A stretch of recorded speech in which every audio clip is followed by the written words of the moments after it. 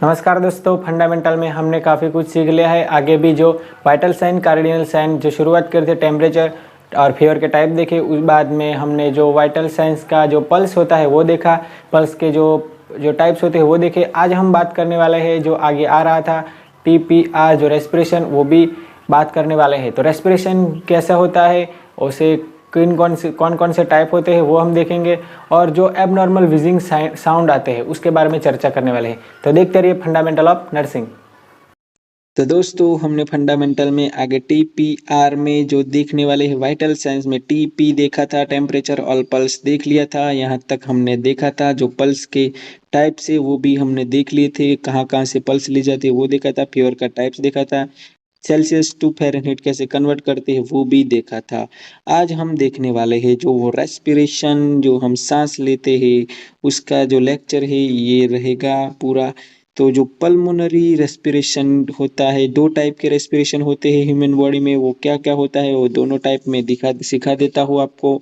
तो pulmonary respiration और उसे कहा जाता है, दूसरा नाम है एक्सटर्नल रेस्पिरेशन। याद रखना, कई बार एग्जाम में पूछा गया है, पल्मोनरी रेस्पिरेशन ही एक्सटर्नल रेस्पिरेशन है। तो क्या होता है पल्मोनरी रेस्पिरेशन? जो ब्लड होता है और एयर होता है लंग्स में, उसके बीच जो रेस्पिरेशन होता है उसे कहा जाता है पल्मोनरी या एक्सटर्नल रेस्पिरेशन। ब्लड जो हमारे एयर है, हम सांस लेते हैं वो लंग्स में जाता है, फेफड़े में जाती है और वहाँ पे एक्सचेंज होता है एयर की ब्लड में, और उसे कहते हैं एक्सटर्नल रेस्पिरेशन या फिर पल्मोनरी रेस्पिरेशन। दूसरा टाइप है इंटरनल रेस्पिरेशन, या उसका दूसरा नाम है टिश्यू रेस्पिरेशन। जो हम सांस लेते हैं वो ब्लड में तो चली गई, लेकिन जो ब्लड है वो हमारे ऑर्गन के, जो हमारे जो डिफरेंट टाइप्स ऑफ ऑर्गन है उससे टिश्यू में जाते हैं और उसे ब्लड सप्लाई करते हैं। तो वहाँ पे एक्सचेंज होता है एयर की या ऑक्सीजन की, वहाँ होता है रेस्पिरेशन। तो वो होता है इंटरनल रेस्पिरेशन, जो सेल के बीच में होता है, सेल में होता है, टिश्यू में होता है, उसे टिश्यू रेस्पिरेशन भी कहा जाता है। नॉर्मल रेट क्या है दोस्तों? तो रेस्पिरेशन की जो नॉर्मल रेट है, तो पर मिनट में हम 16 से 20 बार सांस लेते हैं। याद रखिएगा, पर मिनट है ये। कई दोस्तों इसका डिफरेंट कर देते हैं, ये पर मिनट है, ठीक है। अब ट्रेकिपनिया, जहाँ यह ट्रेकी आता है तो बढ़ जाता है, आपको पता है, ब्रेडी आता है तो कम हो जाता है, ये बताइए पनिया पनिया आता है तो सांस की बातें हो रही है। याद रखना, ट्रेकिपनिया मतलब होता है जो 24 से भी ज़्यादा हो जाता है तो उसे कहते हैं ट्रेकिपनिया। ब्रेडीपनिया क्या है? तो 10 से भी कम हो जाता है, एक मिनट में 10 से भी कम बार सांस लेता है, उसे ब्रेडीपनिया कहा जाता है। डेप्थ क्या है? जो डेप्थ होता है, नॉर्मल वॉल्यूम क्या होता है? उस डेप्थ है, नॉर्मल वॉल्यूम है, टाइडल वॉल्यूम क्या है?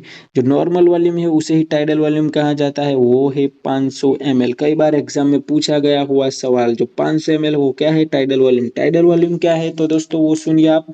जो हम सांस लेते हैं वो 500 ml लेते हैं और 500 ml छोड़ते हैं।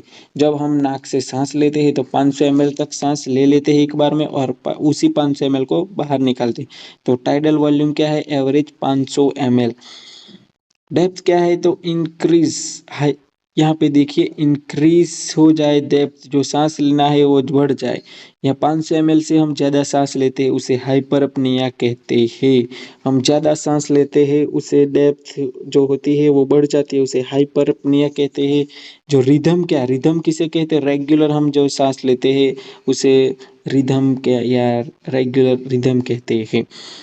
यूपनिया क्या है? यहाँ पे यूपनिया है तो जो स्पॉन्टेनियस ब्रीदिंग लेते हैं, जल्दी से सांस लेते हैं, नॉर्मल ही लेते हैं लेकिन स्पीड में ले लेते हैं, उसे यूपनिया कहते हैं। और एपनिया, ए आता है मतलब एब्सेंट ऑफ ब्रीदिंग, जो सांस ही नहीं लेता, जब डेथ हो जाती है तब एपनिया कहा जा सकता है। यहाँ पे और मैंने लिखा है जो रिदम के बारे में, चैन स्ट्रोक रेस्पिरेशन। जो रिदम रेगुलर है वो क्या होता है? नॉर्मल होता है, विकम डीपर होता है, डीप से सांस लेता है और नॉइज करता है। जब सांस लेते हैं तब नॉइज होता है।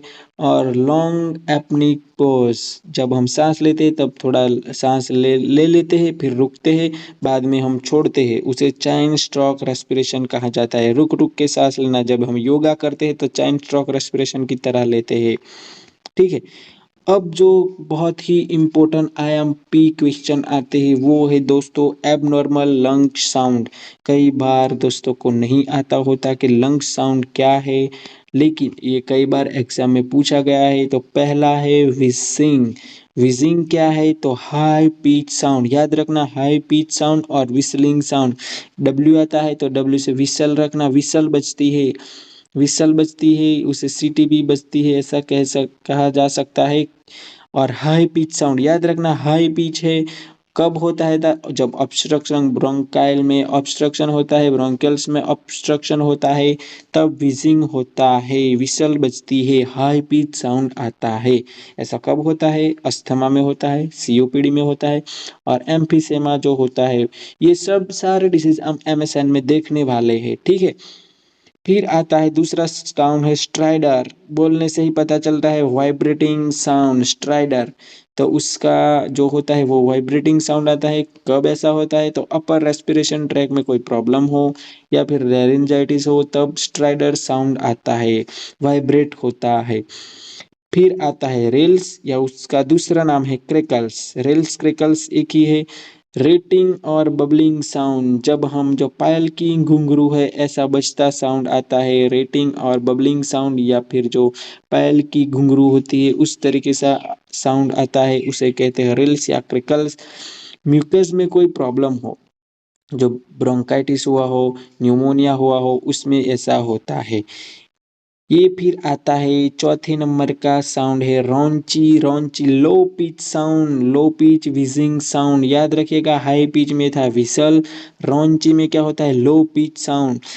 वैन एक्सपीरेशन, जब हम सांस से निकालते हैं उसे जो नाक में से आवाज़ आती है, ब्रोंकाइटिस में ऐसा होता है।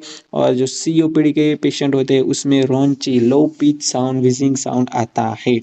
तो दोस्तों आगे है ब्लड प्रेशर, पर यहाँ तक हम रखते हैं क्योंकि ये भी लेक्चर बड़ा ना हो जाए, ठीक है। तो धन्यवाद। आपको कोई क्वेश्चन हो, कोई दिक्कत हो तो मुझे नीचे डिस्क्रिप्शन में दिए गए नंबर पर कांटेक्ट कर सकते हैं, व्हाट्सअप कर सकते हैं। मैं आपको तुरंत आंसर दूंगा और हम डिस्कस कर से उस आंसर की ढूंढने की प्रयास करेंगे, ठीक है। तो धन्यवाद।